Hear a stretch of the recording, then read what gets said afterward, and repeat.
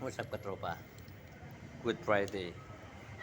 Ngayon ako na pag-vlog ulit dahil medyo busy tayo mga nakarang araw mga katropa. Pasensya na. Ito naman nakabili ko pa nakaraan sa Manila. Mura lang siya ito. Maganda tong shades na to. Bili talaga ito galing online yan. No? Mura lang siya sa Manila. Ito pag biyahe ko ng gabi. Ay ng umaga siya, mga umaga.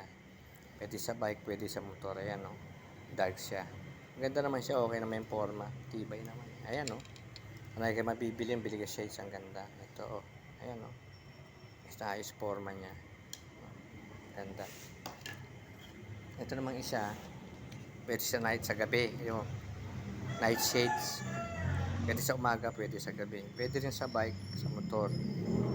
Para sa gabi, pag medyo sa alikabok, medyo masela ng mata nyo, pwede kayo rito. May kita nyo, dilaw naman to eh. Malamig sa mata, cool yellow.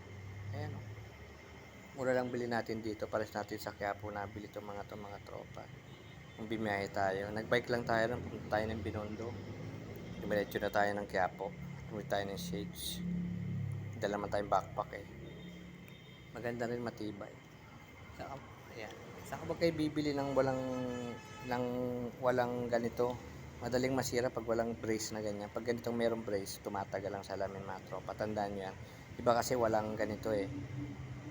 Ang mangyayari na madalas nabubunot siya sa ibabaw. Ito hindi, may support sa ilalim. Kaya mas maganda yung ganitong shades. Kaya hindi na ako nabili lang ganun shades mga tropa.